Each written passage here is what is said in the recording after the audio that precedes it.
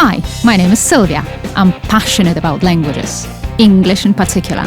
Welcome to my world of English.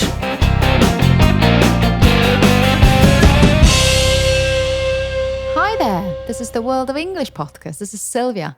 I would love to invite you to the 15th episode. And well, spring has finally come. I hope you are all great, you are all right, you're enjoying the good weather. I'm super happy that winter has finally finished. Well, it hasn't been this very long winter, but I'm just happy that we're enjoying this wonderful weather, that everything is coming back to life, that we can take these long walks outdoors because this weather is really wonderful. And talking about spring and talking about this good weather, well, there is Easter coming, and naturally we all start thinking, or we all have started thinking about that holiday. And I have to tell you something. I have to just reveal a little secret. Well, it is not a secret, but I've got this very weird feeling. And I don't know if you agree with me, if you share the same feeling, but every time I start thinking about Easter, I always kind of instinctively start thinking about Christmas. Isn't that a little bit weird? I would say it is, but I'll just tell you why it happens. Well, why it is so. But because in Poland, we've got these two great types of holidays, right? And this is Christmas and Easter. And of course, there's been these debates, like discussions, which holiday is better. But obviously, we are not going to discuss it here. We are not going to answer this question because I do not think any of the holiday is more important or better. But I would just say that there are more followers and more fans of Christmas just because of the presents, right? So we all wait impatiently before Christmas to get our presents. But this division, right, or the difference between Christmas and Easter is not going to be the subject of today's meeting. But as I said, so when I think about Easter and then I start thinking about Christmas, and usually when I think about Christmas, I think about these resolutions, right? They are called New Year's resolutions because as the year ends, people usually make these resolutions, decisions, promises, what they would like to do, what they would like to achieve, how they would like to change themselves and their lives in the forthcoming year. And I don't know if you know, but there is also another list, a list similar to these resolutions that you can make. And you do not have to wait for Christmas. You do not have to wait for the end of the year. You don't have to wait for any holiday. You can do it just any time. And in this list, right, you promise yourself what you would like to do. You set your goals. You seek improvement in your life through such a list. People have different attitudes, right? Some people need such lists, others don't. But this list is very special because it deals with a very delicate matter, a matter that we do not feel very fine with, right? But because of this list, we can kind of feel a little bit easier about the subject. And this list is called the bucket list. In the bucket list, what you do is you write this statement or these sentences, and they usually go like that. So, before I die, I will. And I'll tell you why the bucket list is called the bucket list, because it is all connected with English, with the phrases in English. And in English, when we die, however weird that sounds, so when somebody dies, we say in the humorous way, right? Because people they've been trying to do it for centuries, somehow to deal with the subject of death in a more humorous way. And one of the phrases that you can use to describe death is to kick the bucket. In Polish, we've got an immediate equivalent of this very phrase, but in Polish, we do not kick the bucket, but we kick the calendar. in English, there is no such phrase. So I just use this expression, right, just as a translation, just to tell you what that means. But if you want to talk about it in English, obviously you can't say that somebody has kicked the calendar, because nobody in England would understand that. What you would need to say is you would need to say that somebody has kicked the bucket. And that's why this list is called the bucket list. Before I go to this very list, and I'll tell you how to compose it, and I'll tell you how to build it, and I'll tell you a little bit also about grammar, because the bucket list is a perfect opportunity to talk about grammar a little bit. I'd like also to talk about a film which is entitled The Bucket List. It has got the very same title. Two great actors star in this film, and these actors are Morgan Freeman and Jack Nicholson. The reviews of the film were actually mixed. So some people said that the film was absolutely fantastic. Others said that it wasn't that great, because perhaps the screenplay is not very unusual. But what is great there, of course, is the acting. And they say that these actors saved, Morgan Freeman and Jack Nicholson, they saved the film. But what is truly great about the film is the feelings, right, that it evokes.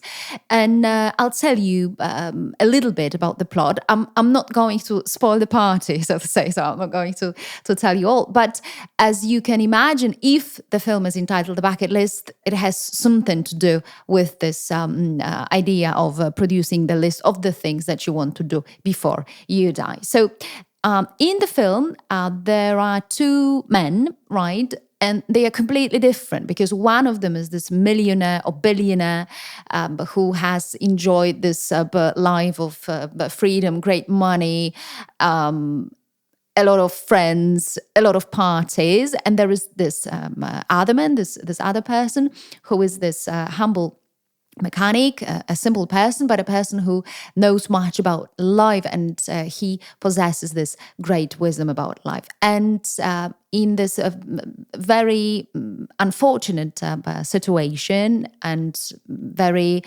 unimaginable circumstance, but these two men meet. They meet in hospital, where they are informed that both of them are suffering from cancer. This very scene, right, suggests and shows us that everybody is equal. So these two men couldn't be more different from each other, but because they are facing the same trouble, they are facing the same problem, in a way they become equal, in a way they become the same. And what they do, right, this information, this news is super sad. And a lot of people would just think about it in terms of some sentence, right? And they wouldn't like to do anything. But what they do, and they show us that you have to live your life to the fullest, because they produce this bucket list, and they decide to go on this trip around the world. But this trip is truly unusual, and it is around the world, because the itinerary of the trip includes the Himalayas. They want to visit the Himalayas. They want to see the pyramids, the Taj Mahal, the Hong Kong, France, if I remember right. So there are a lot of places. But what is great about the film, it is not only this visiting different places, which is also fantastic, because many of us would like to go to different parts of the world, but somehow we postpone these decisions, right? We say we don't have time, we need to wait. Well, Morgan Freeman and Jack Nicholson tell us that there is no time to wait. If you want to do something, you have to do it right now. But what is also great about the film, as I said, it is not only the trips, but it is the emotions that are evoked, the discussions between the characters, the feelings, the reunions with the families, getting rid of regrets, coming to terms with the life and the deeds, because they know, right, that this end is coming, and but they know that they have to do something about it. I mean, if they have regrets, if there are some feelings that are uneasy for them, they need to do something about that. That's enough, right, about the film, because as I said, I'm not going to be this spoiler. I'm not going to spoil the party for you. So if you haven't seen the film, please do. But indeed, this film is the bucket list, like the whole of it, because they have this list, they have these things they want to do, and they literally know that they are dying. So that's right. That's why they write, before I die, I will.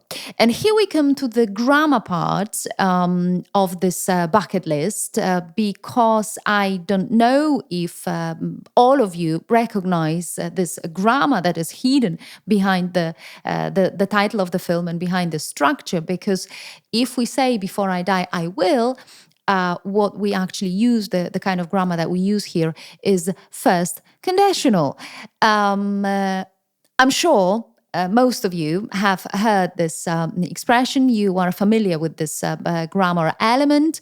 And I'll just tell you a little bit about this first conditional. So most people know, right, that if you put if or when in the sentence, and in this way you build the condition, then you do not use will after that, right? So you say, if the weather is good tomorrow, we will go for a walk. Or if you call me in the evening, I will gladly meet you and have some nice meal together, for instance.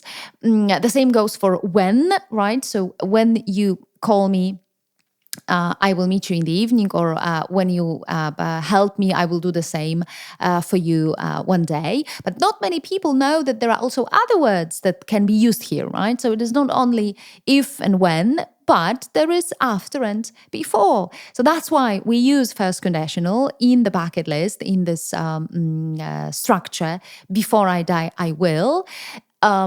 Also, we can use after, well, obviously not in this sentence, because that wouldn't make sense. But another sentence for the first conditional here would be, after I finish work, I will give you a call, for instance. And it is also first conditional. Another word that comes into play here, another expression here would be as soon as, right? So as soon as I get the results, I will let you know. And here we come to this part where I would like to present my bucket list to you, because each of us, should have, I believe,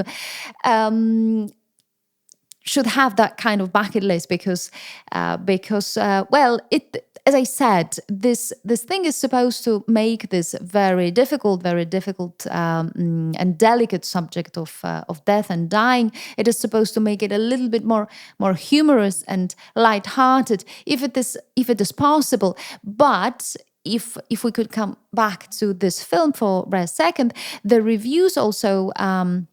In the reviews, we could also read that what the director did, he indeed managed to kind of deal with this subject of death in this light-hearted manner. He produced a comedy, or a film that is comedy-like. And it deals with this difficult subject. So actually, we can try, and we can do it a little bit easier to deal with, to digest, so to say. So my bucket list would include a couple of sentences. I would like to reveal like the three of them. And the first one would be, before I die, I will visit New York, or I would like to visit New York. And right now, you know that I have never been to America. I've never been to New York. I've been to London, to England a couple of times, but I have never been to America. And this is actually my dream. And if I tell you, right now here, and it is being recorded, that I will visit New York. Well, what can I do, right? I will have to just keep this promise and go to New York one day. But seriously, it is my dream. It is my goal. I would love to see the place. I believe it is truly remarkable, a truly unique place. And if I ever have this opportunity, I will do it. Another sentence on the list is before I die, I will bring up my son to be a good man. And here it's getting a little bit serious. I think it is the most difficult role for me to conduct, the most difficult duty that I would like to carry out, deliver, and I will do my best to make it this way, and I'll just do my utmost, and hopefully, it'll be this way. The third one would be I before I die, I will learn some other foreign language. You know me, and you know that English is my true love, and English would be well, it's the second language, right? Because Polish is the first one, and English is the second one. But I also speak other languages, and I think I told you about this, that I can speak German a little bit, but still, when I go to Germany, I speak German. But there is this Spanish, right, that comes into play, and I would love to learn Spanish. I know just a couple of phrases in Spanish, the phrases that actually saved my life when I went to Spain, because to my surprise, well, when you speak English, you think you are like the king or the queen of the world. So when you travel to other places, other countries, you just believe you will speak English and everything will be all right. But there are some places where people wouldn't rather speak English. They would love to speak their own mother tongues, and Spain is just one of them, is this example. I was super surprised when I went to Spain that people did not understand me, and I realized there was trouble. So I used a little bit of my Spanish, and this saved my life. But obviously, they are just a couple of phrases, and I would love to learn Spanish. I would love to speak the language more fluently. So these are my statements. These are my promises. My statements from the bucket list. So before I die, I will visit New York. Before I die, I will bring up my son to be a good man. And before I die, I will learn some other foreign language. And I just wonder what your bucket list is, or what your bucket list could be. I wonder if you have ever thought about this. If not, perhaps this is the great opportunity, the great chance to do it. Why don't you sit down and just write it, or why don't you sit down and type it? Just think about it. If there is anything that you would like to achieve, you would like to do before you die, and I would also like to ask you, and I would also appreciate it if you could just tell me about it, right? Tell me what you have set for yourselves, and present the bucket list to me. So please email me at s.krawczyk@speako.com, and I would gladly just read about your bucket list and the things that you have produced. And well, for the time being, I would love to wish you the very great Easter. I would like you to have this wonderful family time with families, with friends, with pets. Yes, because pets are important, and you know that they are important. I would like to wish you this good weather, and of course, I'm wishing that also for myself, because this good weather just makes us go out and inhale the fresh air, and spend some time outdoors. And I also wish you a lot of good food. Because the holidays, both Christmas and Easter, they are these great chances and opportunities for us to eat something good. I wonder which food that is there is better for you, the Christmas food or the Easter food. I'm a great eater, right? So I would eat.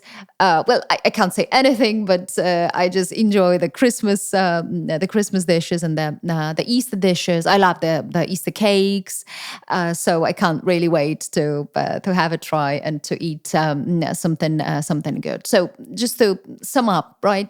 Guys, enjoy the wonderful time with your families, with friends. Enjoy the weather, and please, I just hope that we'll meet next time. Bye bye.